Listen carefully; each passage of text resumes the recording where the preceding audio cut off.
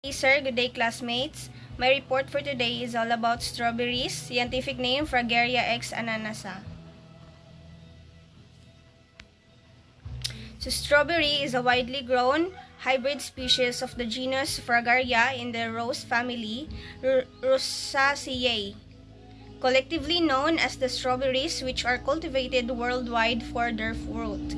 So ano siya, belong siya sa genus family ng mga ng rose, kaya because of its fruit gina-cultivate siya. So post-harvest handling refers to all activities and processes involved in preserving and maintaining the quality of agricultural produce after it has been harvested. So when we say all activities, it includes ang harvesting, sa harvesting, and then sa sorting and grading, sa pre-culling niya, sa storage, sa packaging, sa transportation, sa processing. All of those activities are belong sa post-harvest handling. Post-harvest practices are aimed at slowing the respiration rate and water loss, maintaining fruit firmness, and minimizing the growth of pathogens. So, ang post-harvest practices ay tumutulong siya para hindi madaling malanta, hindi madaling mahinog yung prutas. Ma-minimize niya yung kanang growth of pathogens, which is mga disease na makukuha ng prutas, ma-minimize niya yon. Pinapaslow niya ang water loss, so hindi kaagad mawawalan ng water ang prutas, or hindi kaagad siya mawalan ng humidity. At saka ma-maintain niya ang firmness, or ma-maintain niya ang pagka-fresh ng prutas. So strawberries intended for storage must be free of bruises and other injuries, as bruised berries are very susceptible to decay. Very careful handling is essential to maintaining quality. When we say susceptible, is madali lang siyang kapitan ng just like disease, madali lang siyang makontaminate, madali lang siyang ma-decay, so madali lang siyang malanta. When we store strawberries, dapat free of bruises siya, dapat wala siyang damage, kasi yung strawberry is madali lang siyang kapitan ng madali lang siyang ma-decay or madali lang siyang malanta. So when we store strawberries, dapat fresh siya, dapat free of bruises, wala siyang damage, para ma-maintain yung quality, para ma-maintain yung freshness when we store it. So maintaining quality during post-harvest handling is important to reduce losses between harvest and consumption. So nandito ang harvesting practices, ang pre-culling, sorting and grading, packaging, storage, transportation, quality assessment, value-added processing, and waste management. So sa harvesting practices, strawberries are ready for harvest about 3 to 5 weeks after they blossom. So after 3 to 5 weeks, when pag mo blossom na siya, so pwede na siyang ma-harvest. It may be ready for harvest when the fruits have attained any of these maturity levels, or pag ang prutas niya ay ma-attain na itong maturity levels which are full ripe and 3/4 ripe. So full ripe, the fruit surface is reddish all over.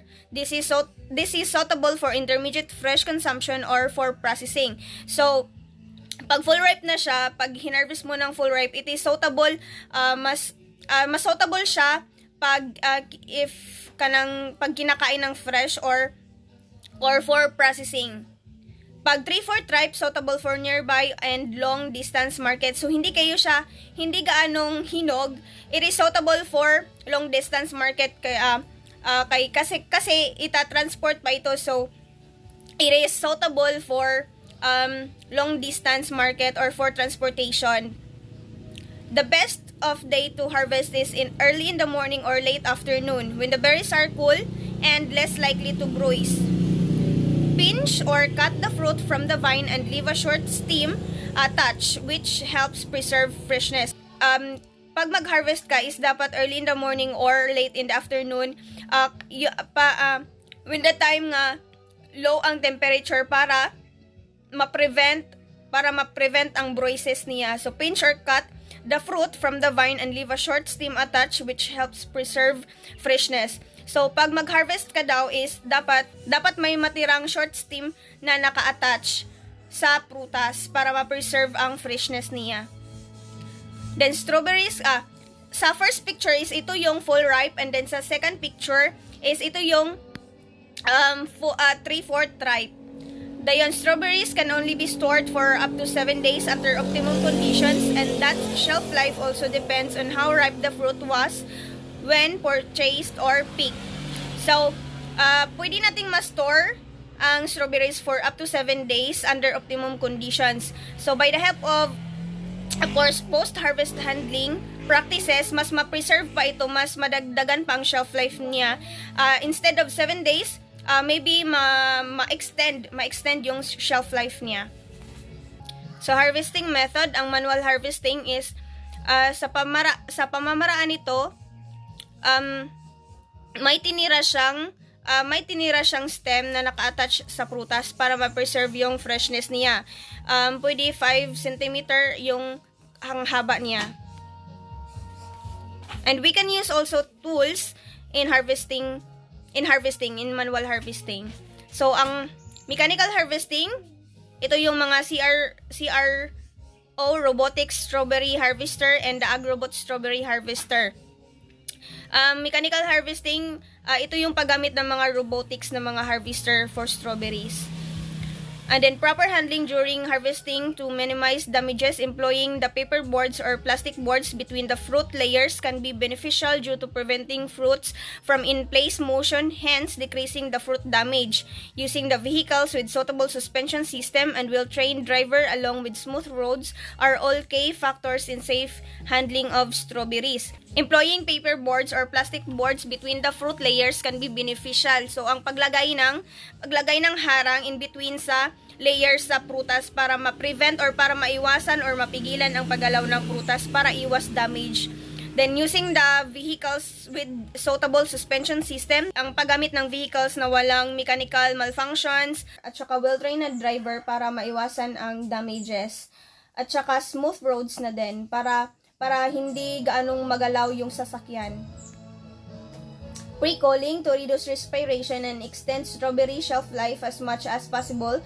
The fruit should be cooled rapidly about 32 degrees Fahrenheit to 34 degrees Fahrenheit. So, sa pre-culling is after harvesting dapat i-cold rapidly ang strawberries about 32 degrees Fahrenheit to 34 degrees Fahrenheit para ma-extend yung shelf life niya. So, methods of pre-culling, we have forced air cooling. Cooling are cold air circulated through stock containers. Strawberries must be cooled immediately after harvest by forced air cooling to a temperature of 40 degrees Fahrenheit or lower. So, lower, pwede tong 32 degrees Fahrenheit to 34 degrees Fahrenheit. So, after harvesting, dapat i-pre-cool ang strawberries using forced air cooling, wherein ang cold air is naga-circulate siya sa stock containers. And hydrocooling, strawberries submerge in or sprayed with cold water. So, ito yung pictures ng forced air cooling at saka yung isa is ang hydrocooling. So, sa hydrocooling, pwede siya spray or either spray or submerge. Then, factors affecting cooling efficiency. The cooling capacity is determined by the heat load versus the ability for the system to reject the heat. The other detailed heat being affected by people, equipment, volume of space to be conditioned, and factors like heat load from the sun. So, ang cooling capacity niya is, or ang kakayahan niyang magpalamig or mag-alis ng init is tumutukoy siya sa heat load versus the ability of the system to reject the heat. So, ang heat load is kung gaano karami ang dapat alisan ng init. Just like kung gaano karami ang prutas na inilagay mo sa kanya, and the ability for the system to reject the heat. And kung ano ang kakayahan ng sistema na makapaglabas ng init or pabawas ng init. The other detailed heat loads being affected by people, kung gaano karaming tao ang for example, sa storage room or sa room na nilagyan mo, is gaano karami ang tao. Kasi kung marami ang tao, mas ma-increase yung heat. Equipment, kung gaano karami ang equipment mo, sa volume of space, kung maliit lang yung space, is mas mainit siya kung maliit lang yung space. And then kung ang place na nilagyan mo is directly siya sa sun, so mag-a-add siya ng heat din. So it is ang cooling capacity niya is nakadepende sa heat load nakadepende sa heat load at ang kakayahan niyang mag-absorb or ang kakayahan niyang magbawas ng init. So ito yung mga factors niya. Ang heat load niya, just like the people, the equipment, the volume of space, and the heat load from the sun. Ito yung mga factors niya na nakaka-apekto ng kanya capacity na magbawas ng init. And then sorting and grading of strawberries in the Philippines involve evaluating and separating berries based on quality, size, color, condition to meet local and international market standards to increase their market worth. So ito yung mga criteria ng sorting and grading. First is size. We have small. Meron siyang measurement na 10 to 15 mm. Ang medium is 15 to 20 mm at saka ang large 20 to 25 mm. Ang color niya is red, pink, and white. Shape niya is uniform, misshapen, or broy. So ang misshapen is yung hindi shape yung prutas, at saka broy may damage siya. Then ang quality niya is fresh, ripe, unripe, or rotten. Ang stem attachment niya is present or absent. Ito yung stem na naka-attach sa prutas, ang paminito, kung meron ba siya or wala. Then ang firmness and texture, flavor and aroma, disease and pest presence. Then for sorting and grading methods, we have manual sorting, visual inspection by hand. So ito yung mano-mano, tinatawag na mano-mano. And then ang mechanical sorting using machines to separate by size, color, and shape. Dito is gumagamit na ng mga machines para ma-separate yung size, color, or shape. So hindi na siya mano-mano. And then for optical sorting, a computer version technology for defect detection. So dinidetect dito yung defect ng mga prutas. And then for packaging, types of packaging materials, we have paper, plastics, and biodegradable. For individual packaging, meron tayong pictures dito, yung individual lang siya. At saka yung bulk, yung pang maramihan. So, meron tayo ditong paper, meron tayong carton, crates, kahon na gamit yung wood, which is biodegradable siya kasi eco-friendly siya. Yung paper, plastics, mga clamshell, ito yung mga niya for bulk packaging. And factors to consider in packaging selection for strawberries. Ito yung mga factors na dapat nating i-consider in packaging. So variety in size and shapes, pack fresh produce in various sizes and shapes. There must be large bulk size packaging for wholesale dealers that can be managed, shipped, and lifted with forklifter. Also, if directly to the consumers, this must be available in small, easy to carry packages. So when packaging daw is dapat yung sizes niya, dapat separate yung small, medium, large na na mga sizes niya. At saka dapat din is if wholesale siya is dapat naka-bulk yung packaging para easy siya i-ship, easy siya dalhin, or easy siya i-transport, easy siya i-load. When you sa pag-unloading ng mga packaging or ng mga packages is dapat lang siya is madali lang siyang i-transfer ganun. So for wholesale dealers, there must be a large or bulk size packaging para madali siyang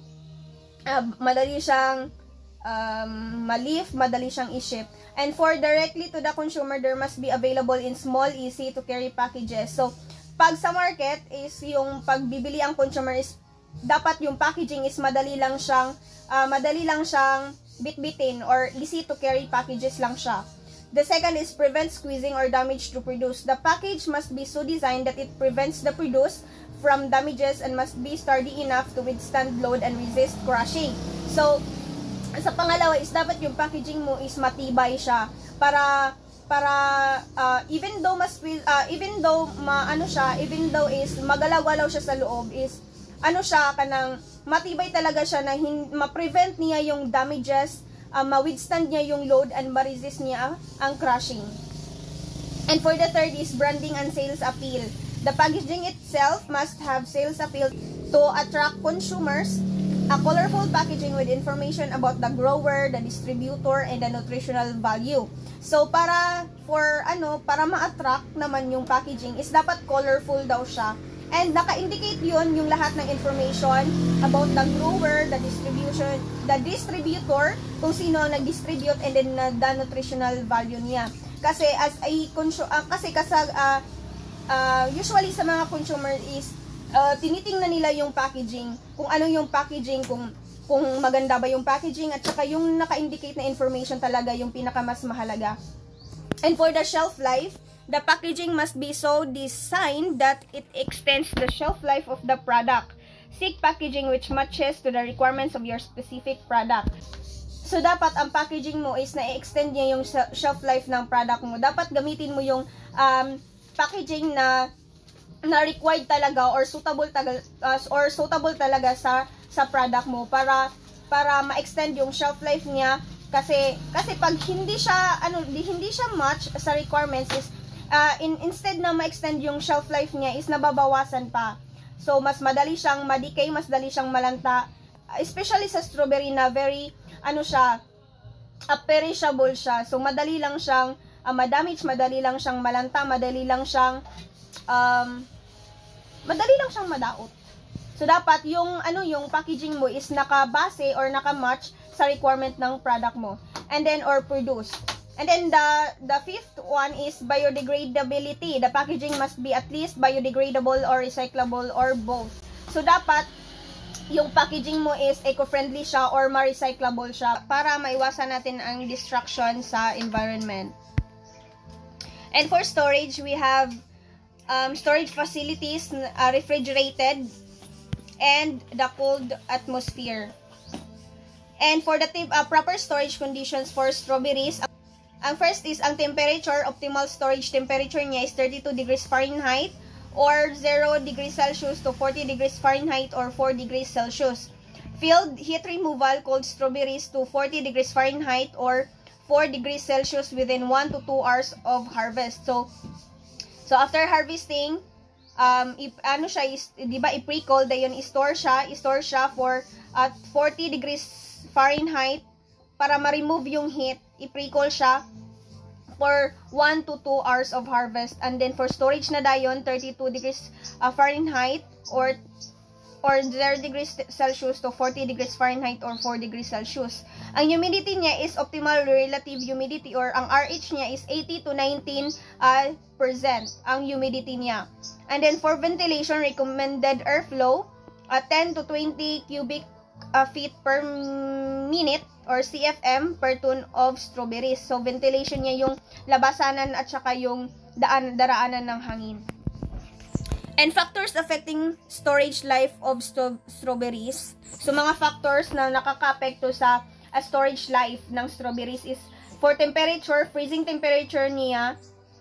Pag bumaba ng 32 degrees Fahrenheit or itong 31 degrees Fahrenheit or negative 1 degrees Celsius or below pa, may cause damage. So kung pag hindi mo ma-monitor yung temperature, pag hindi mo na-maintain yung temperature is magkakause siya ng damage sa strawberry. So sa humidity, high humidity, greater than 90% may lead to moisture condensation, mold growth, spoilage. So ang humidity niya, 'di ba yung humidity niya is 80 to 90% lang. So pag tumaas ito is may lead into moisture condensation, mas ma-moist siya, then grow yung mold niya. Dayon spoilage. So madaot siya. Ang low humidity is pag bumaba ng 80%, may cause to water loss, shrinkage, decreased quality. So water loss is mawala yung humidity, then shrinkage, mura siya, mukupo siya, and then ma-decrease ang iyang quality. So of course makuhaan jud iyang quality pag kuan na siya, kay madaot naman siya, mamaot naman siya, so mawala na, ma-decrease na po iyang quality.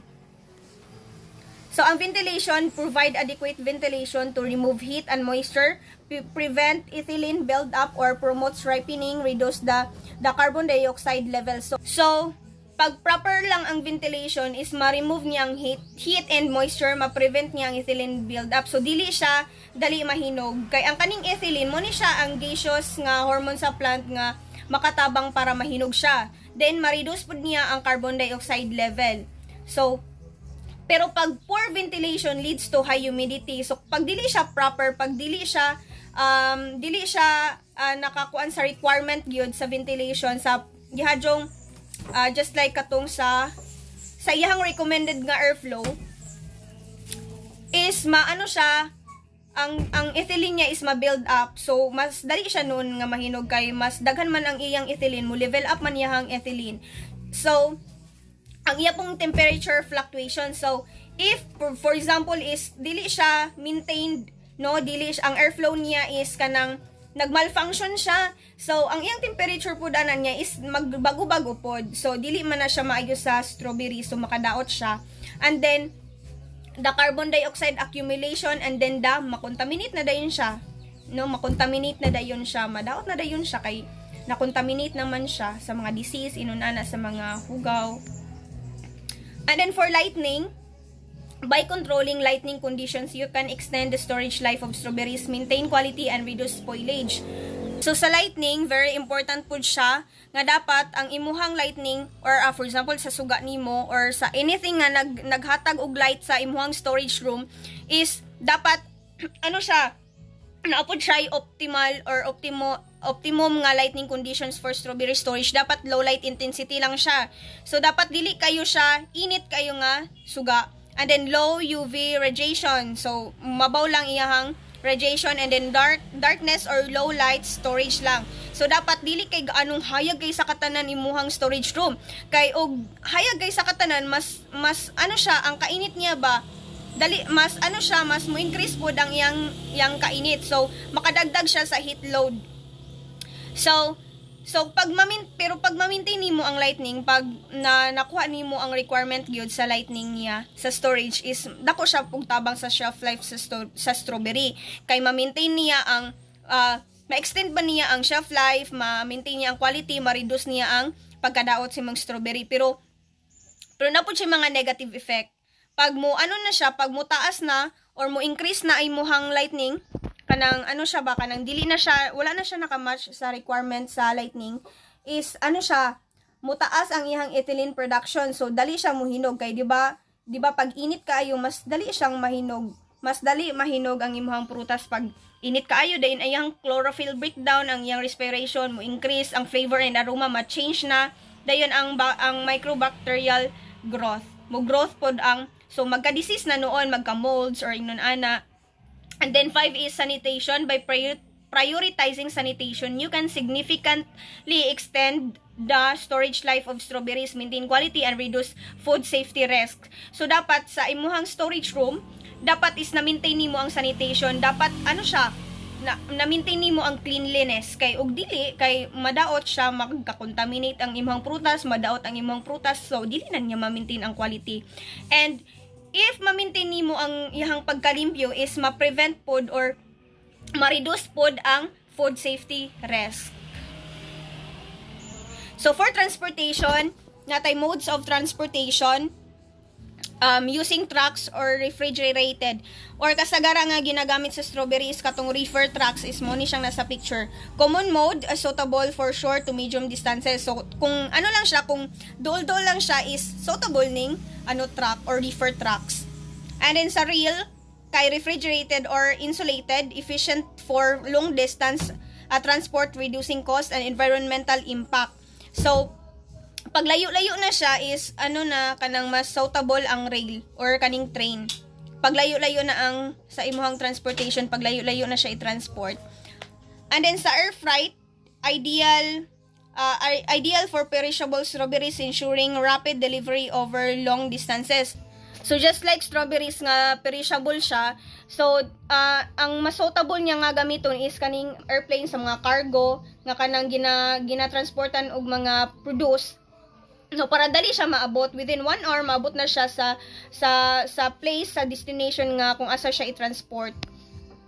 And then proper handling during transportation, prepare the strawberries. So before transporting, i-pre-cool, di ba? So they can be kept at the right temperature. So i-prepare nimo ang strawberry kay sa dili pa nimo siya i-transport, dapat ma-pre-cool siya para ang iyang temperature is ma-maintain, para iyang temperature is sakto. Then use the right containers. Then use containers that allow air to circulate but don't pack them so full that the strawberries are damaged. So dapat ang containers nga imuhang gamiton is katupong makaagi-agira iyahang dili siya guot, nga kanang makaagi-agira ang air, maka-circulate ra ang air, and then dili po nimo siya daghan og kuan sa package ba, dili nimo siya daghanon kay mga pisat man na siya. So dapat ano lang siya, ang imuhang pagpack sa strawberry is kanang kanang igu-igu lang jud pod nga dili siya mga daot. And then stack and secure the crates. So crates mo ni siya ang mga kahon. So when stacking crates, make sure they fit well between the sides of the truck and are tightly secured so they don't lift or fall over. So dapat i-secure nimo ang imuhang mga crates no nga kanang inig maglihok-lihok ang kuan, para inig maglihok-lihok man gali, dili siya mga tagak, dili siya maun sa dili, hindi siya ma-damage. And then drive and handle carefully. Drive carefully and handle the strawberries with care to avoid mechanical damage. Of course, no, dapat pag when we transport strawberries or when we transport perishable products, dapat ang pag-drive natin is dahan-dahan. Dapat careful tayong mag-drive to avoid mechanical damage, para hindi ma-damage yung mga produce natin. And then avoid mixing produce. Don't mix strawberries with other produce that could contaminate them. So dapat dili nato siya, dapat hindi natin minimix yung produce natin. Just like for example strawberries, tas mayroon kang fish din. So makontaminate siya kung for example may sakit yung ibang produce mo, din ma-contaminate siya sa strawberry. Meaning ma-transfer niya yung sakit sa strawberry mo. So dapat in transportation, dapat ma-separate talaga yung produce mo. Dapat separate talaga. Kung strawberry lang. No, clean the vehicle. Make sure it's clean before hauling strawberries. So dapat is naka-sanitize, no, naka-clean yung vehicle. Dapat siya, just like for example is nag-transport ka, before transporting strawberry, nag-transport ka ng just like watermelon or anything nga mga produce. And then dapat dapat before transporting it with strawberry, dapat naka-clean siya to prevent contamination, para ma-prevent yung pagka-decay, ma-prevent yung disease na pwedeng makuha ng strawberry mo. Then use loading aids like trolleys and roller conveyors. So para hindi gaano nagagalaw yung strawberry mo. So dapat you use trolleys or roller conveyors. Temperature control during transportation. The ideal temperature for transporting strawberries is 32 degrees Fahrenheit or 0 degrees Celsius. The cold chain should not be broken and the temperature should be lagged to ensure quality control. So dapat sakto yung temperature mo, sakto yung pag-maintain, sakto yung walang damage yung temperature control mo, para ma-prevent yung quality, para iwas na rin damage, para maiwasan yung pagka-decay ng strawberry. Then quality assessment method of quality assessment, we have sensory evaluation. Sensory evaluation of strawberries is specific method that uses the senses of sight, smell, taste, touch, and hearing to measure and analyze how people react to strawberries. So ginagamitan ito ng mga senses. Pag sa quality, pag-assess sa quality ng strawberry is we have a sensory evaluation na ginagamitan ng mga senses like sight, sa smell, sa taste, sa touch, and hearing, para ma-measure or ma-analyze niya ang quality ng strawberry, para ma-assess niya ang quality. And then sa physical test includes the strawberry size, ang color, ang texture niya, ang fresh weight niya, ang diameter, and then the shape. So ang quality assessment, we have sensory evaluation and physical test. And then indicator of quality in strawberries, para ma-indicate natin ang quality, kung okay pa ba yung quality ng strawberry, if is we have first color. Ang color niya, color is one indicator of strawberry quality, and a ripe strawberry will have a vibrant red color and with a bright luster. And then ang texture niya is an indicator of quality and can help predict how long the fruit will stay fresh. Ang firmness niya can be used to predict how long the strawberries will last in the supply chain. When it comes to measuring fruit firmness, most common way is to squeeze the fruit and with your hand. So ang para daw ma-check nimo ang quality sa strawberry is pwede nimo siyang i-squeeze using your hands para ma-indicate nimo ang iyang ka-firmness. Important of regular quality check. Determination of fruit quality provides an important indication of the remaining storage potential and shelf life. So mo ni nganong importante man gyud nga regularly i-check nato siya, no, para ma-determine nato ang ihang quality, kung okay pa ba siya, kung hantud asa na lang siya kutob, para ma-determine nato, no, para mahibal-an nato. Then implementing regular quality check ensures strawberry producers, suppliers, and retailers maintain high standards, minimizing losses, and maximizing customer satisfaction. So, of course, kung ma-regular check na to siya, is ang ato ang ginabaligya, yung mga produce na dinidisplay natin is, of course, ano siya, na-maintain yung quality niya, na-maintain yung high, yung standard, no? Yung satisfaction ng consumers. So, it is very important na i-check natin regularly, kasi kung magbebenta lang naman tayo ng sira-sira, so 'di ba? Yung mga consumer is matatak sa isip nila na ito yung mga paninda niya is hindi niya na-maintain yung quality. So as a producer or as a supplier baka no, madaot no masira natin yung opportunity, masira yung dignidad natin as a producer, as a supplier, or a retailer pag hindi natin ma-achieve yung standards, pag hindi natin ma-maintain yung quality ng strawberry or produce natin. And then for value-added processing, types of value-added processing for strawberries, we have strawberry jam, no, mga process na siya, and we have strawberry juice, we have preserved strawberry. So benefits of value-added processing. The processing of strawberry fruit into various value-added products minimizes the post-harvest losses and provide benefits to the growers. At the same time, the processed strawberry products will provide nutritional and therapeutic benefits to the consumer. So, no, instead na madaot siya, instead na masira, instead na itatapon na lang natin, no, ito yung mga benefits ng value-added products in which na kung saan gina-process natin yung mga produce just like strawberry, no? Instead na itatapon na lang natin or just like malapit na siyang masira, no? I-process na lang natin into strawberry jam, strawberry juices, or i-preserve na lang natin para maiwasan ang losses ng para maiwasan yung post-harvest losses, and para din maka-provide ng more benefit pa sa mga growers or sa mga tinatanim pa, no? Just like for instances na meron kang maraming na-harvest, and then at the same time may ha-harvestin ka pa. So para ma-minimize yung losses, para hindi lang masira or hindi lang matapon yung strawberry mo, no, you can process it by using by processing it into jam, juices, or ma-preserve mo para ma-prevent yung losses. And at the same time, no, makabigay din siya or maka-provide din siya ng mga nutrition or no, added na nutrition or other benefits sa consumer. And then waste management and recycling, sources of waste. Strawberry fruits may be crushed, impacted, punctured, or damaged during post-harvest handling, resulting in a shortened shelf life and deterioration. This could be a source of waste for strawberries.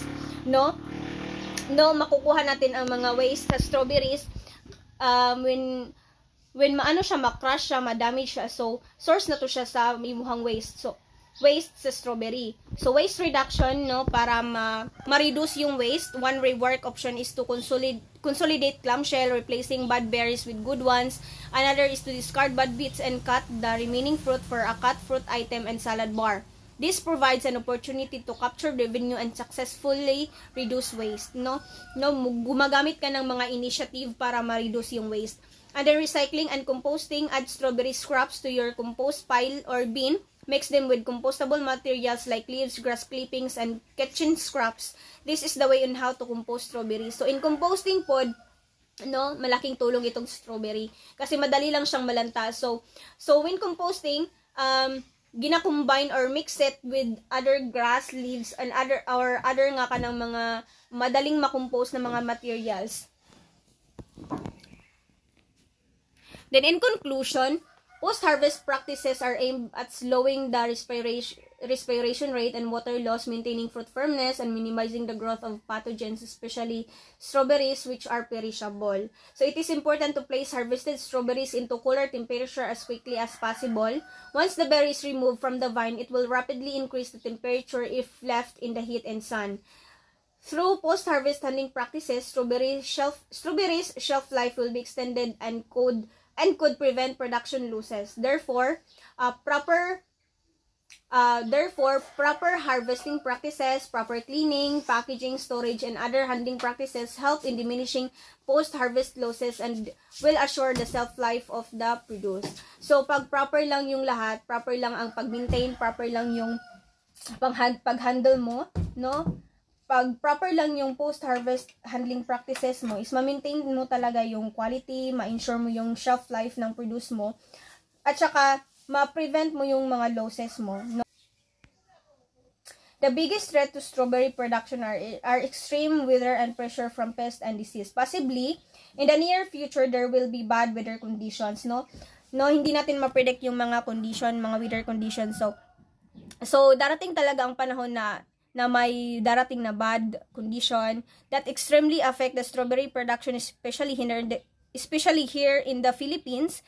Pests and disease could also affect the production of strawberry in the near future due to lack of equipments, technology, and facilities. No? Muna siya ang pinaka problema sa post-harvest handling ng Pilipinas kasi wala tayong mga equipments, wala tayong technology, wala tayong gaanong facility, no? Para ma-practice natin properly yung mga post-handling harvest techniques or post-harvest handling practices.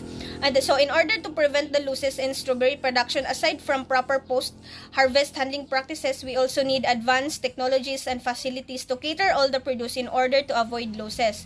With the advanced technology and facilities, we are now ready to face any challenges when it comes to weather, pests, and diseases. So, kung meron lang tayo nitong mga technology, meron lang tayong mga storage facilities or any other nga mga equipments, is ma-prevent talaga natin or when it comes pag may dumating na mga challenges, maagapan agad kasi may mga magagamit man tayo, may mga facilities man tayo, may mga technology tayo. So kung wala tayo nito, is iyon, no, we have hindi natin ma-prevent yung losses, no, ang damages ng mga produce natin. And that is all. Thank you, everyone.